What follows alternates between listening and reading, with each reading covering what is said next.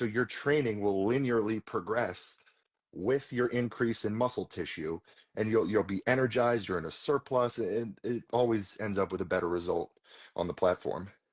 Well, yeah, it's funny because, like, personally, I remember we were talking as I got closer to chasing this deadlift meet that for whatever reason, I was doing a nice job of maintaining a fairly, outside of my pretzels, a fairly good diet plan for myself. But I just found, like, regardless if I raised metabolic demands with a heavier training load or added a little more cardio, I was still in between like 283, 286, 283, 286. And my original goal was to do the weight at a 275 weight class, but then it was more of the number regardless of what I weighed. Right. Now, I didn't want to weigh 300 pounds again, but and that's when it was, as it got closer to the meet, I won't sit here and lie. At my age and where things were going, I was like, I don't know if I want to try to do this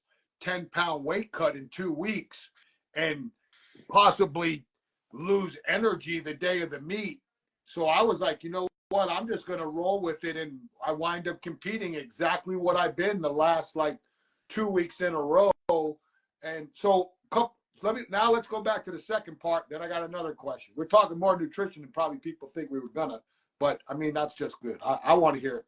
So you brought up Efferdine.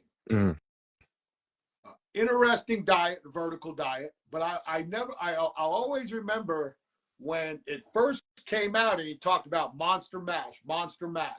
And I started laughing when I heard what Monster Mash was. I go, man, I've been cooking out of a wok for the last 10 years. I said, I'd rather eat with a spoon anyway. And now this guy's telling everybody rice and beef is the way to go. Now, and everybody talks about portions, like, you know, like, here's your protein portion, here's your vegetables, here's this. And everybody looks at the plate. For me, if I'm going to, I know how I am.